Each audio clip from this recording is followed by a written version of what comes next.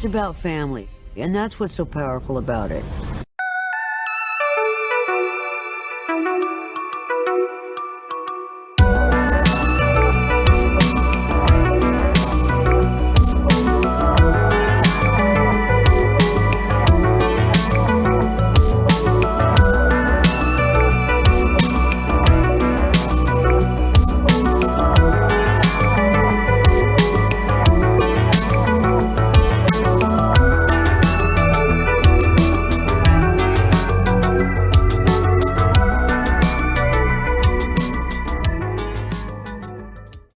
Welcome to the Perfect Movie Podcast, the podcast where we answer the question, is this a perfect movie? The film that we'll be answering that question about is Everything, Everywhere, All at Once, that released earlier this year. That's a mouthful. Yeah, it's a long title. I'm Michael. Kalen. And let's get right into it. I might have done a slight racism at the end of the last episode when I said that this was directed by the director of Kung Fu Hustle. Not the director of Kung Fu Hustle. This is directed by the Daniels, Daniel Kwan and Daniel Scheinert, who apparently, you know what other movie that's semi-famous that they've done? Which one? Swiss Army Man. Oh. Which, like, I haven't seen that movie, but just from what I know of that movie, you think, like, it kind of makes sense once you think about it. It's about him, like, riding a dead guy as a speedboat or something. Yeah. I mean, that's the thing that happens. It's like he literally, I think, finds a corpse that can do just about everything he needs to, like, help him get out of some situation. Anyways, bizarre concept, and we have another kind of bizarre concept here. This is the year of the multiverse, right? Like, Multiverse of Madness, Spider-Man No Way Home, or No Way Home. No Way Home, and this big multiverse. This is how you do a multiverse movie. 1000%. How do you feel about this movie, Kalen? It was okay. It didn't really stick with me, I don't think. I mean, it was fine for what it was. I think visually it was pretty impressive. Yeah, I don't think it was the masterpiece that everybody made it out to be, but you know, I enjoyed it for what it was.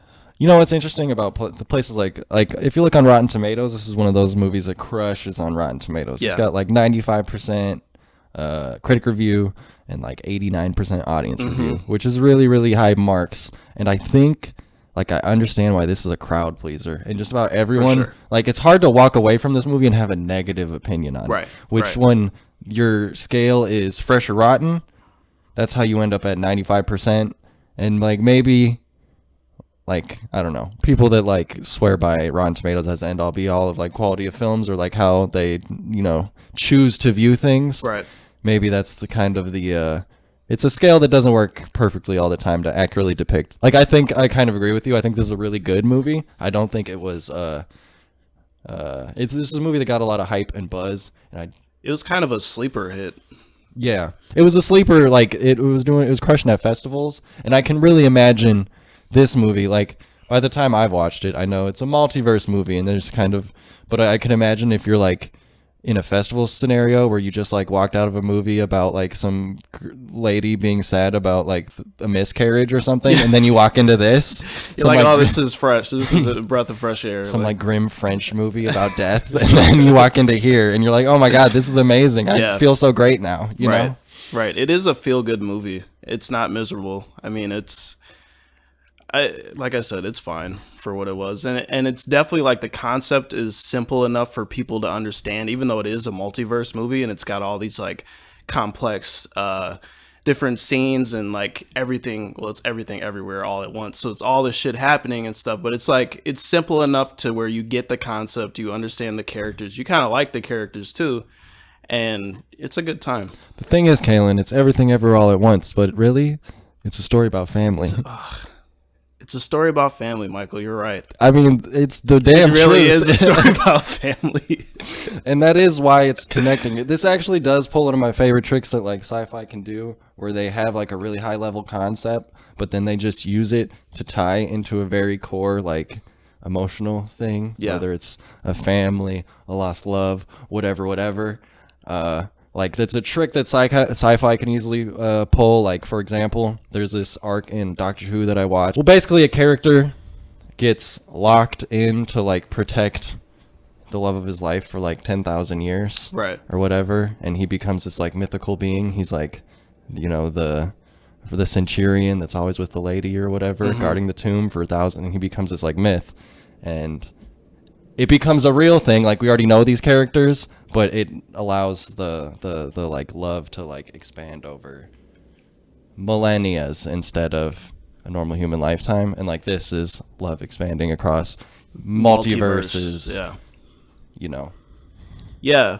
And I think the themes of like just finding your place within the multiverse, it can be, because I mean, people often have like nihilistic perspectives on life, and to watch something like this where it's like, you know, the message is like you have purpose everywhere, even if you can't see it, you know. And I just think it was a pretty sweet. That's what Wayman says to Michelle Yeoh. She's like, you're the one because you've messed up literally everything in your life this whole time. So Right. you are the one that can fix this. Yeah. So it's beautiful. There's some movies that this reminds me of, and maybe I'll have to explain, maybe I won't. Let me know if I should explain when I say them. I mean, the obvious one is The Matrix. Yeah. Getting unplugged and learning about a new setting and like a whole new universe in an office building. Oh, yeah. You know, I was actually kind of surprised that this whole movie took place basically in the IRS building. Yeah. I didn't think they were going to do that. I thought it was going to be more so like, oh, we're universe hopping and that kind of thing. Yeah, kind of like like Doctor Strange tried to be, but they it didn't actually do it. They didn't even do that. They only did that for like a minute and a half. That would have been fun. Yeah. That would have made a cool movie. Why don't they do that? I actually kind of like that movie, but That movie sucked. it's neither here nor there. Okay, Matrix, obvious. Kung Fu Hustle. I think this is where I got this. I think somebody described it in a review as Matrix meets Kung Fu Hustle, which Kung Fu Hustle is a movie that's very grounded and then kind of expands and is about like a everyman becoming a hero. I still haven't seen that. Great movie. When all the people, when they start like activating people like agents, it reminded me of Hot Fuzz. Have you seen Hot Fuzz at the end of Hot Fuzz? Well, similar deal. Scott Pilgrim versus the World, more just the weird quirkiness of everything. Yeah. and the way the effects align with the bizarre action and bizarre effects all together. That's a fantastic movie, by the way. That's a great movie. We should add that to the list. We should. Hitchhiker's Guide to the Galaxy, which in that movie their like version of like warp drive is called an improbability drive. So they like do improbable math to make them like poke a wormhole through the universe, but they'll like pop out the other end and they'll just be like yarn people for a second because they got like stuck in the yarn bubble dimension for a moment. Okay. Or like they jump in and there's this sequence where they're just like all of a sudden everybody's a sofa and he's like, man, do you ever get the feeling that you're a bit of a sofa? He's like, It's like the rock sometimes. scene. Yeah, it's a lot like the rock scene. That was my favorite scene in the movie too. Yeah, the rock scene's great. Sorry to Bother You. That's a Netflix movie. It's mostly the way Michelle Yeoh keeps jumping into different people. There's a sequence where he's making phone calls, but is that with Lakeith Stanfield? Yeah. Okay. He's making phone calls at the phone bank, but every time somebody picks up the phone, it's like his desk drops right in front of them, like he's in the room with them. Yeah. Kind of a similar vibe. That movie lost me with the horse dicks. I love that movie, but yeah, it goes left. And it kind of reminded me of the one Doom Patrol episode where they go in, I think it's like the first episode. I think you might have only seen one or two, where they go inside a world that's inside a globe, inside a snow globe. Okay. Or there's also another episode where they go into the white space between the pages of a comic book. Okay. So it's like, universe jumping. Yeah. Going into other dimensions. I was going to say this movie kind of reminds me of like, and I feel like a lot of movies right now are like taking inspiration from like Black Mirror, or what's the other one? This is great. Twilight Zone. Twilight Zone. Yeah. Where everything is just like a weird concept. And I almost feel like this could work better as something smaller than what it is. Like a lot of these different like weird sci-fi like concepts and stuff, I think they could be better as like a small episode in a mini series or something. Get shrunk down a bit. I don't know. All right, should we get into our segments? Year? All right. I would say generally there's going to be more spoilers going forward. If you haven't seen this movie, everybody's raving about it. I think it's good. I think Kaylin thinks it's good, even though we both came in saying it's maybe not up to all the hype. I think it's worth watching. I think most people like definitely. it. Go see it if you'd like. Now let's move on to the performance test. It was the performance of a lifetime! The performance test is where we talk about our favorite performances, actors, characters, and moments. And I have my MVP picked out. But do you want to start? Yeah, I mean, I think we could say that obviously Michelle Yeoh, she's fantastic. She was like a classic action star for a long time. And she can still move to this day, and it's pretty impressive. She's in Crouching Tiger, Hidden Dragon. Yep. She's in, was it No Time to Die? One of the Pierce Brosnan Bond movies. Yeah, she's in one of those. She's fantastic, and she's very charismatic in this. She's very, just very quirky, and I don't know. I love her character a lot. She's very lovable. She's got the, she kind of has the classic, it's a little bit of maybe a...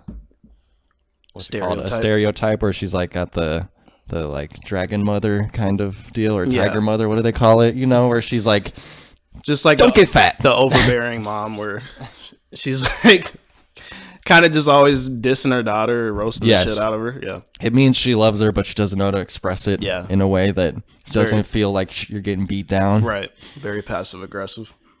But yeah, she's great. She's a fun time. I didn't expect to see Jamie Lee Curtis show up in this movie. I guess I forgot. No. She's pretty great as the IRS agent. She is getting old. Holy shit.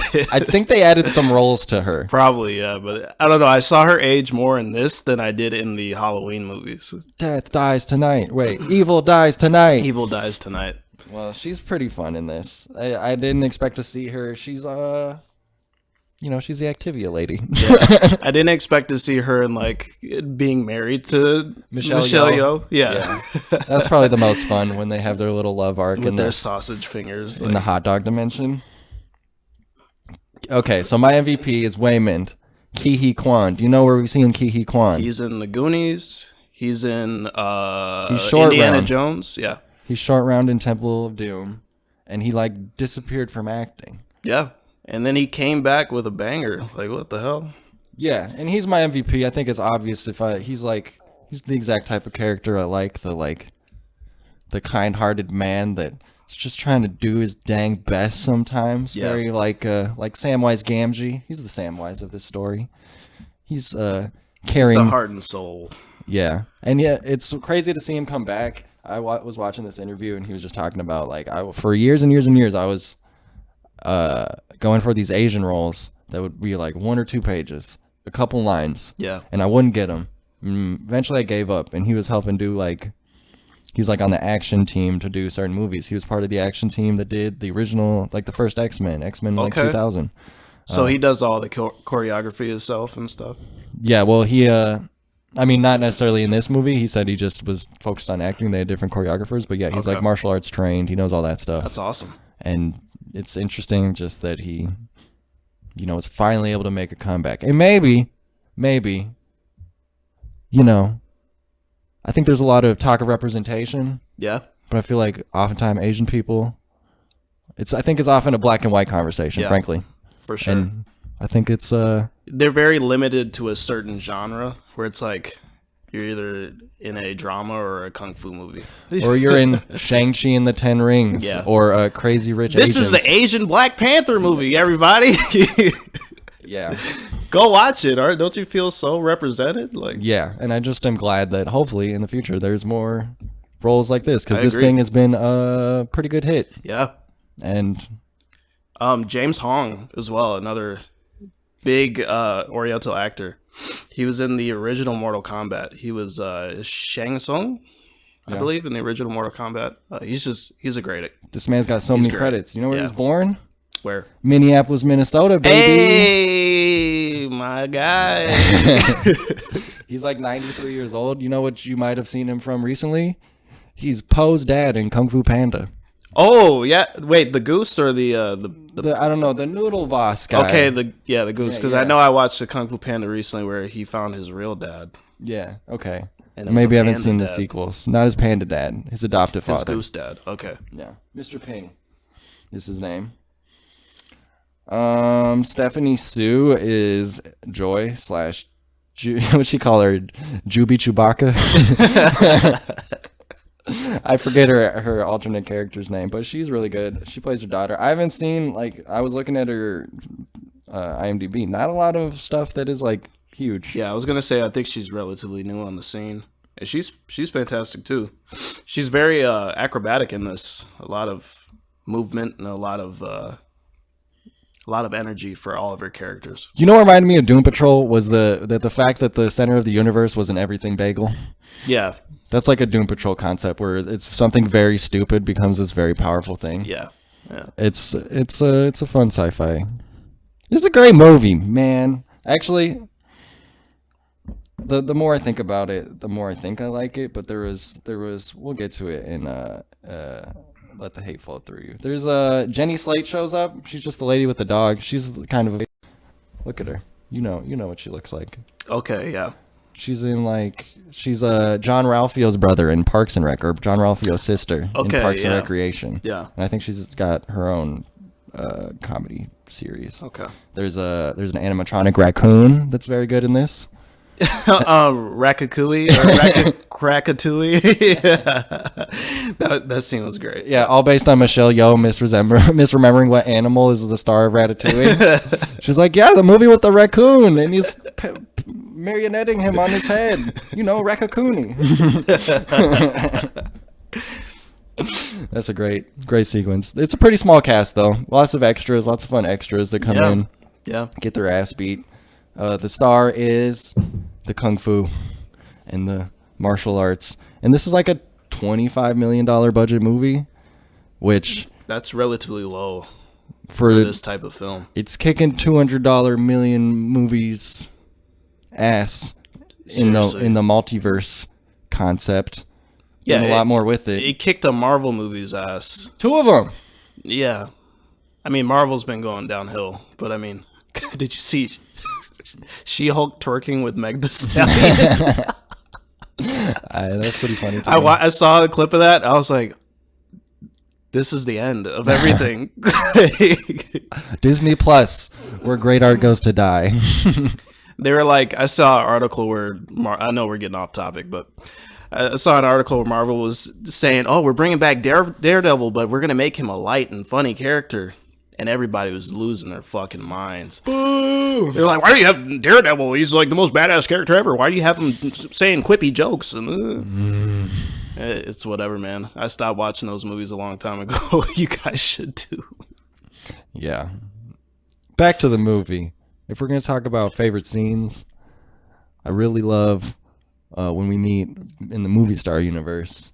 Waymond, first of all, cleans up nice. He's real schlubby. Looking real fresh. Looking fresh.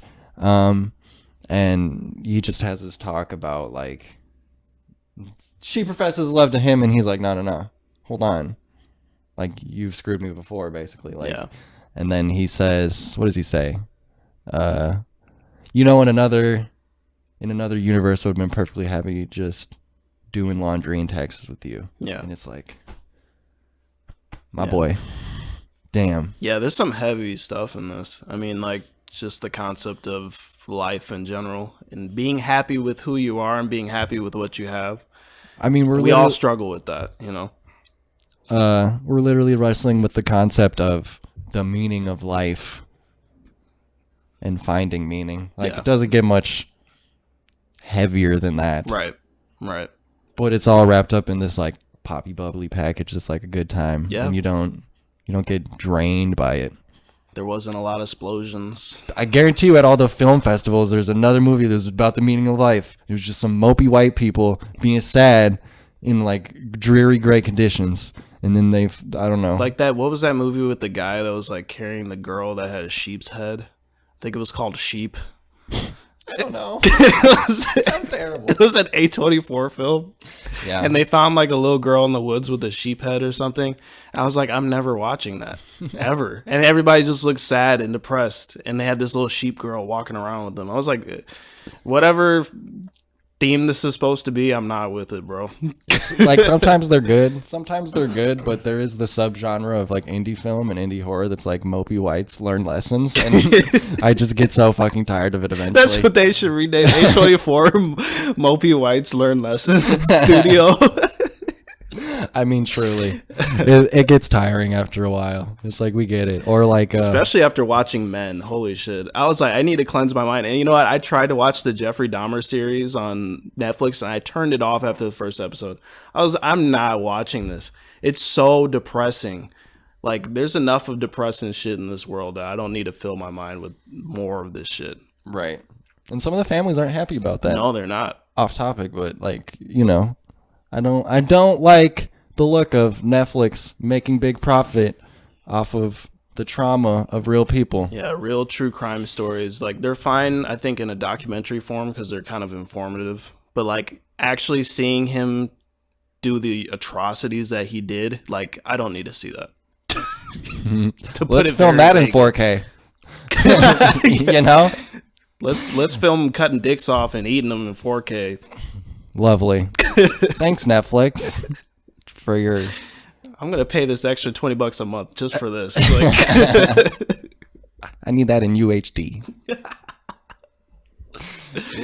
Anyways, this is a great movie. It's got lots of great moments, but it's kind of hard to wrap them into one specific discussion because it's a movie that starts normal and then just spirals and unravels. So it's hard for me to even tell you about a single moment just because of the way it's shot and the way that the scenes and the universes interact. It's a lot of snapping in and out, and it just I don't know, doesn't make it conducive for me to say anything lucid about it. Besides, I thought I had a lot of fun with it. For the most part.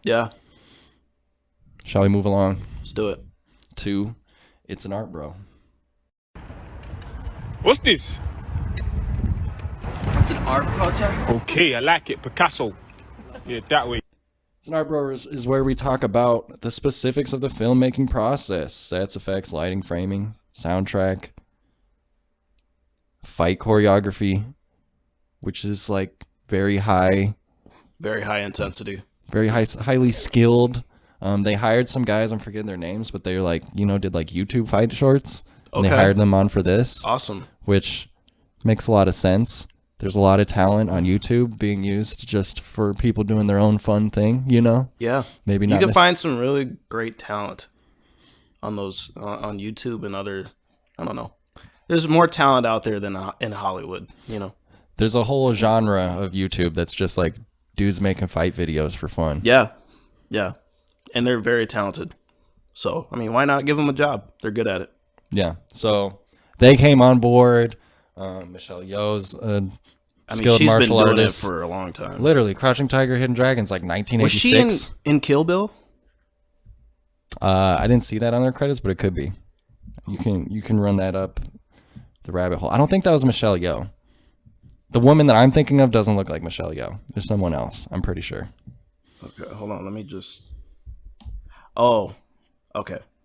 No. But Michelle Yeoh says Quentin Tarantino refused to cast her in Kill Bill for whatever reason. I'm not going to read the article. Probably wouldn't take her shoes off.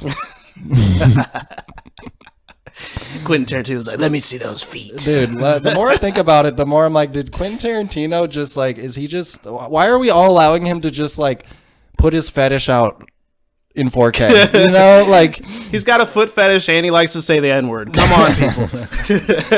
I love his movies, but also maybe let's not do either of those things anymore. You know? Yes. Enough with the foot stuff, Quentin. We say not to kink shame, but I'm doing it right now. We can kink shame some kinks, okay? Jesus, Quentin. Okay, we're way off topic. They did say that I was watching. It was an interesting. The first time that she goes, like, kind of gets kicked into the multiverse, she like flies through all these.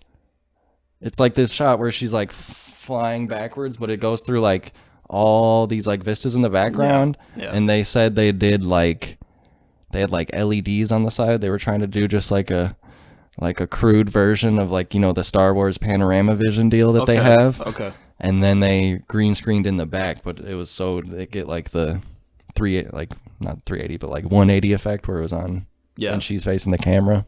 Awesome.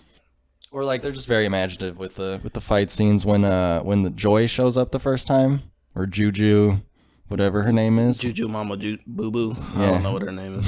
Juju Babuska.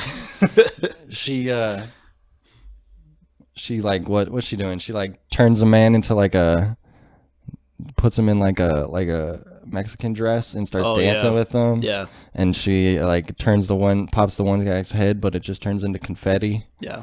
There's lots of fun tricks of the art in here. Yeah.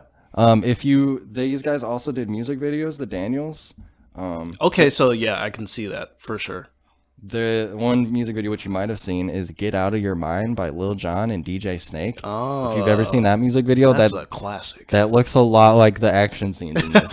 Honestly, awesome. The action scene where she's fighting with the riot shield in the vault, in the sex dungeon. Okay. That's a lot like the "Get Out of Your Mind" music video, honestly. It's really cool. Cool. Yeah, you can see all those influences now. Now that you said that, I can see that for sure. And like speaking of like I'm still watching and I don't even like it. The most expensive entertainment thing made to man, The Rings of Power. Here's your update. It's kind of lost me 3 more episodes in, but I think I'm gonna finish it. But just the action in that compared to the action in this, yeah. Oh my god. So when you're doing action, jump cuts are not good. Stop doing them. If you can't have if you don't have an actor that can fucking fight, don't make an action film. You know what I'm saying? Like, or have your stunt person go in and cut around it. Jesus, I can't. So I recently watched the Bourne Identity movies, or like I've watched the first one. Dude, the jump cuts in that are insane. Holy shit, and it gives me a headache. I can't watch it. I didn't even watch all of it, but I started watching it, and like Dakota put it on, and I only saw like the first time he takes down a person. I was like, this is way worse than I remember. Yeah. I was like, what just happened? They cut like 6 fucking times in like a tiny scene of him like stealthily taking somebody out or something. Holy shit. It's like, it's wow. so bad. Matt Damon. I think you can move a little bit. He wasn't in shape for that one.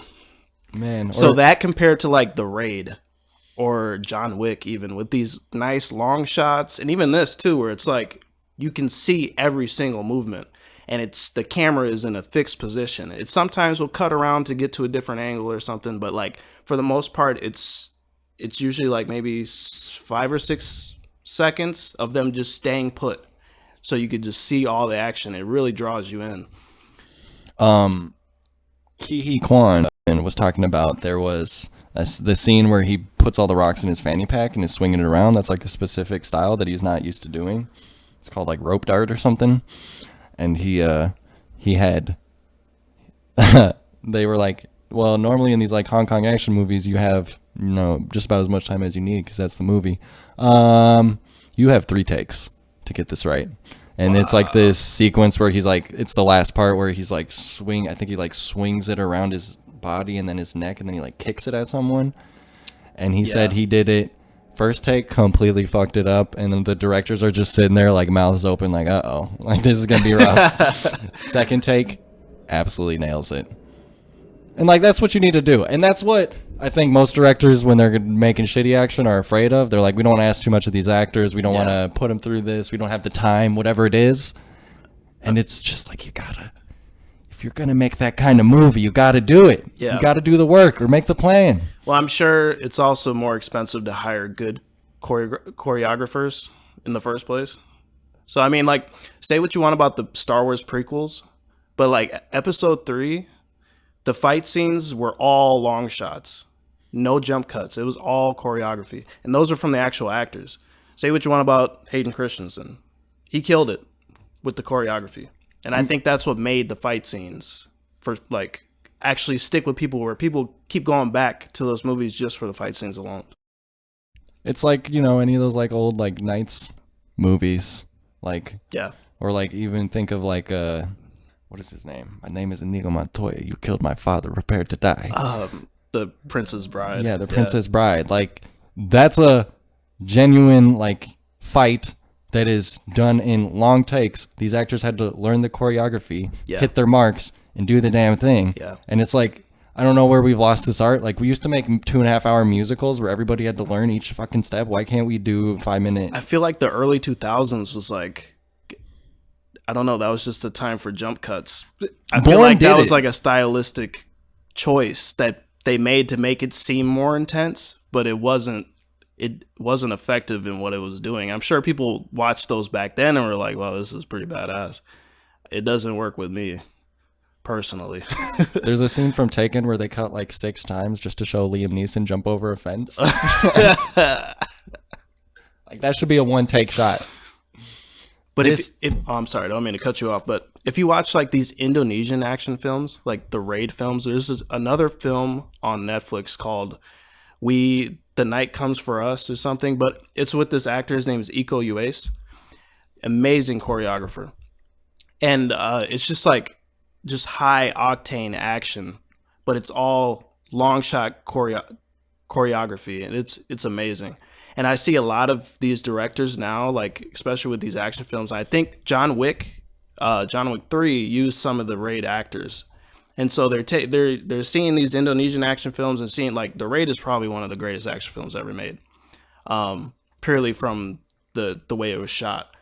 But a lot of these actors nowadays a lot of these directors nowadays are taking that form of choreography and putting it into their American action films. And I think it's very effective because I think it's, especially when you're showcasing Kung Fu, and Kung Fu is so complex where there's all these different styles and stuff. I think it's a very good way to showcase that. So, one thing I noticed is when she's as she's like jumping between multiverse, did you notice the aspect ratio changes sometimes? It goes from like full widescreen to like 16:9 or whatever. Yep.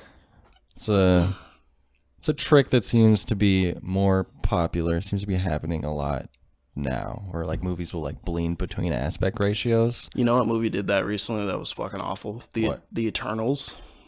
Have you seen that? No, did you watch it? Oh my god. I watched maybe like 20 minutes of it. I turned it off. But they kept switching between aspect ratios. And it was at the most awkward moments. It wasn't even like a stylistic choice. I feel like they fucked up filming. Like, was it maybe meant to be an IMAX thing? Possibly. But it would go from wide to the letterbox aspect ratio. And it was so jarring. I couldn't watch it because it was so distracting. This, it's very purposeful because it's like Wayman reveals he kind of has the blue pill, red pill moment with her in the closet. Mm-hmm. And she's like, you can make your choice. And then like as soon as he starts his action sequence after Michelle Yeoh punches the fuck out of Jamie Lee Curtis. Yeah. That's when it like goes into the letterbox and it fits perfectly for now some action's gonna happen. Yeah. Now things are getting more cinematic. It's almost like your iris is like dilating or whatever, where your pupils dilate, and so it's like that means your adrenaline's going, ready to get down with somebody. It's pretty movie. cool. Did you notice that they pixelated the butt plug sequence? Yeah. I imagine they were like, maybe this will be rated R, maybe this is PG-13, we'll decide later. But I bet that couldn't even come in either. That whole scene was just wild. I imagine it has to be NC-17. Dude comes in and does like a suplex onto the butt plug. Could you imagine filming that? Bro, that shit was crazy. Like, actually. They're just trying to like running around trying to slam their butt on this butt plug. Because I guess to explain, if you haven't seen it, that you have to do something like very unlikely to jump to another universe. Yeah. Like extremely unlikely. So they're both like butt plug. We got to put the butt plug in our butts. Both of us wouldn't do that normally. Yeah. Or like Wayman eats the chapstick.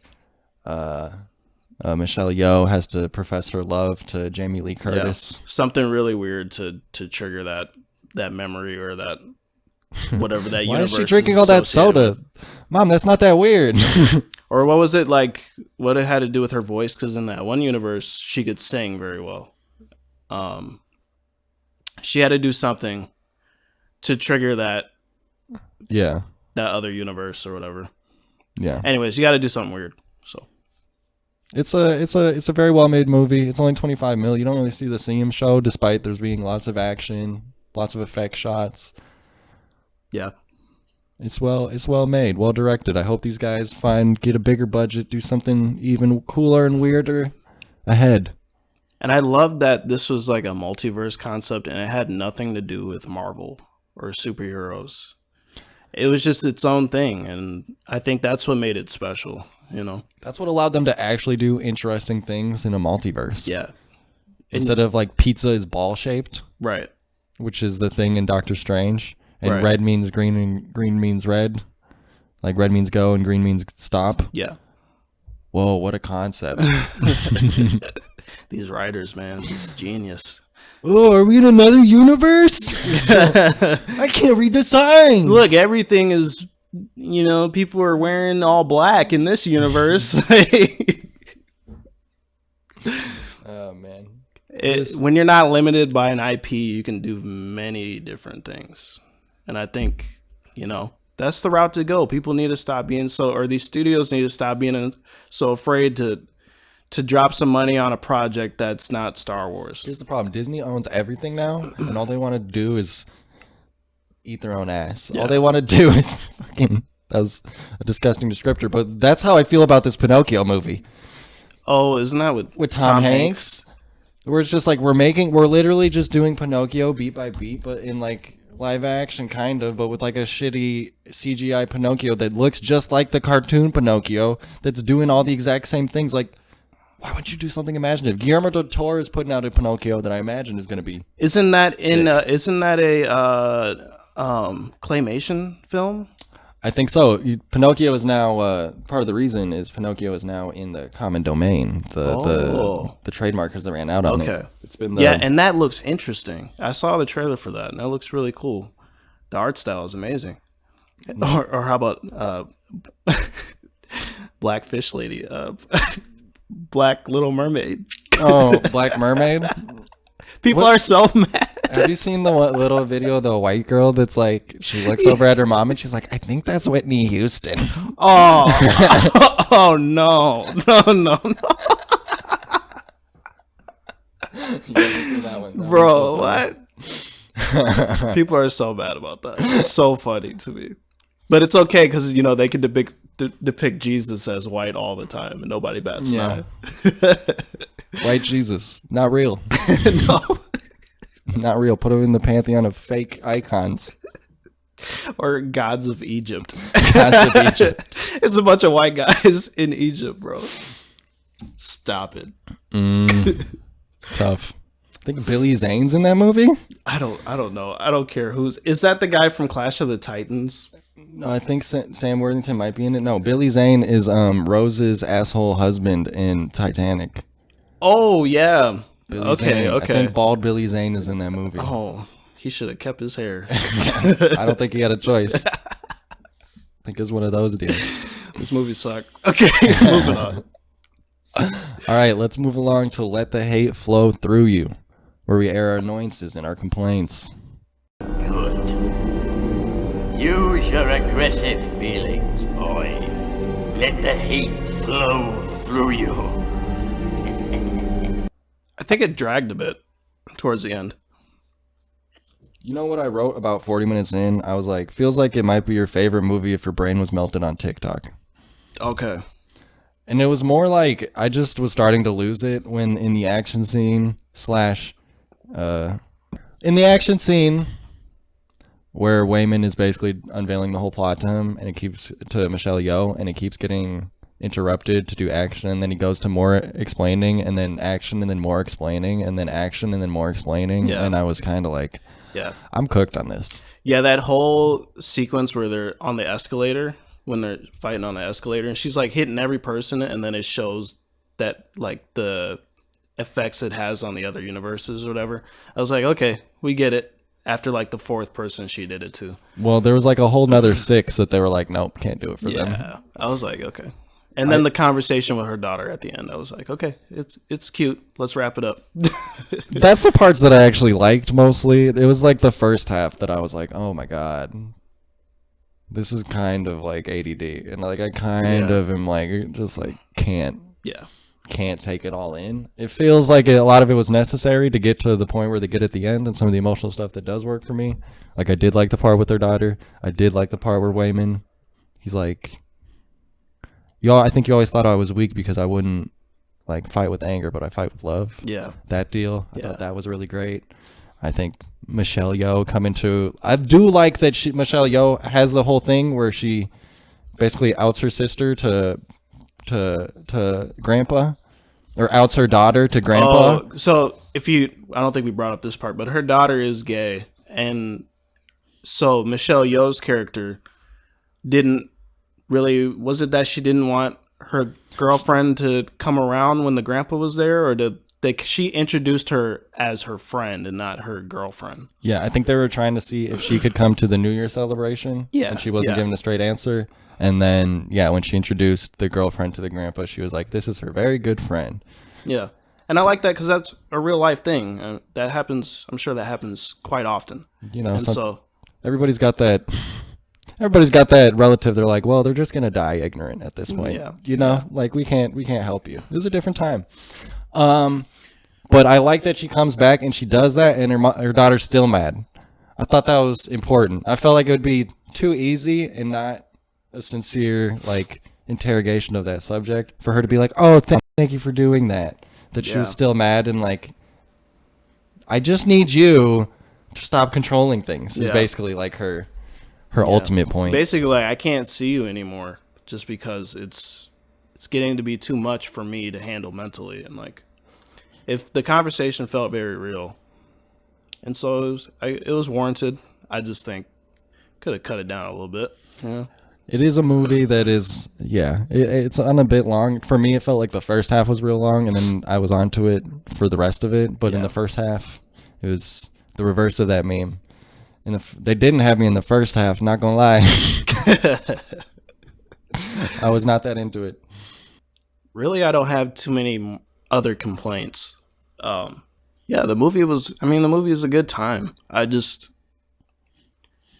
I think it was refreshing to see something like this, especially like how you said, where, we're so used to watching mopey white people. Mopey white people learn a lesson? Yeah. So this was refreshing to see, and it was fun. I had to rent it for $20. Damn. Yeah. 20? Did you buy it? No, I rented it. How did you rent it for $20? I rented it when it first came out. Because I didn't want to watch it in theater. Fuck that. Fuck the theater. I was like, let me just rent this real quick. So I spent $20 on it. But I got to watch it in the comfort of my own home. And I got to pause it and use the bathroom and come back, press play, and be on the same part that I was. So it's worth the $20, I think. My question is, why is there still a standard definition option when I rent this on Xbox Marketplace? Who is plugging their television? I feel like only people are going to buy that accidentally. Somebody's got the big ass boat TVs. Like somebody's grandma. But nobody's grandma's using Xbox. That's what I'm saying. I guess it's the Microsoft store, but still, you're plugging in a PC into something. I mean, I guess they have to be accommodating just for people who don't have or aren't as worried about that crispy HD as the rest of us. I gotta have that shit in the UHD, boy. Gotta have that shit looking crispy. Yeah. Good movie. It's weird. I felt like we'd have more to say about this. But you know what? I think there's just so much going on in the film that it kind of all gets jumbled and muddled a little bit. It's really hard to talk about. Yeah. You can't unwind the threads. That's why the first half dragged for me, because there's so much explaining of how each thing is working. Right. So that they can do all the tricks that they do at the end. So unless y'all want us to do exactly what Wayman does to Michelle Yeoh, like, you kind of can't describe every moment of this movie without like 6 parentheticals about this is also happening while this is happening while this is happening while this is happening. And I think if you can take anything from this, go watch it yourself. See it for yourself. It is a visual spectacle. It's great characters, great moments. A lot of people can relate to this film because it's about family. It is about family. And family, everybody's got family, whether you like them or not. So watch this and see if you could take something from it and, apply it to your own life a little bit. Yeah, I can't really imagine the person that would watch this movie and be like, What a waste of 2 hours. There's definitely some like teenagers that went and watched this and were like, this movie sucks. Where's the Annabelle doll? I want him to do more punching, Mom. Where are the explosions? It's probably like some 14-year-old name like Brandon. Fucking Brandon. Brandon and Chase. Oh, no. Brandon, Chase, and Levi. They don't like this movie. I just made up some whites to hate. Are they mopey whites, Michael? They're mopey teenage whites, which are even worse. And they didn't want to learn a lesson. That's what made it worse. Like, What they hate is the love of their mother. they're like, how can I enjoy a film about family when I hate my own family? Speaking of hating your family, this is going to take a left turn. I've been watching the Diary of a Wimpy Kid movies semi-frequently because the student in my class... I saw this. And one of the kids from Diary of a Wimpy Kid shot his dad? He murdered his mom, shot his mom while she was playing the piano, randomly. And then he went to go kill the Prime Minister of Canada. Watch out, Justin Trudeau, he's after you! It sounds like he went down the alt-right pipeline on YouTube. He's probably watching Louder with Crowder. There's definitely some underlying mental illness going on with that kid. I mean, I'm sure. He wasn't a big part. He wasn't like the main kid in Diary of a Wimpy Kid. He was the little brother, the baby brother. It was the baby? Yeah, that kid went left. Roderick was bullying him way too much. Truly. It's really not a funny thing, though. R.I.P.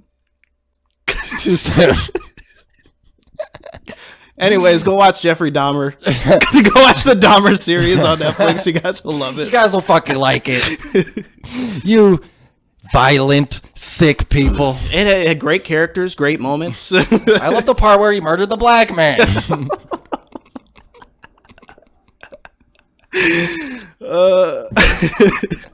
All right, we got to get to the final question. We're off the rails. What's the question, Michael? Is this a perfect movie? You lost a baby brother. Perfect in every way. I had a baby brother! I had a little baby brother! And he was perfect! Perfect in every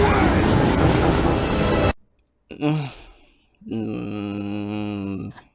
I would say no, personally. But I can see how people love this. I kind of want to say yes, but it's still like, I'm not sure if it's my favorite movie.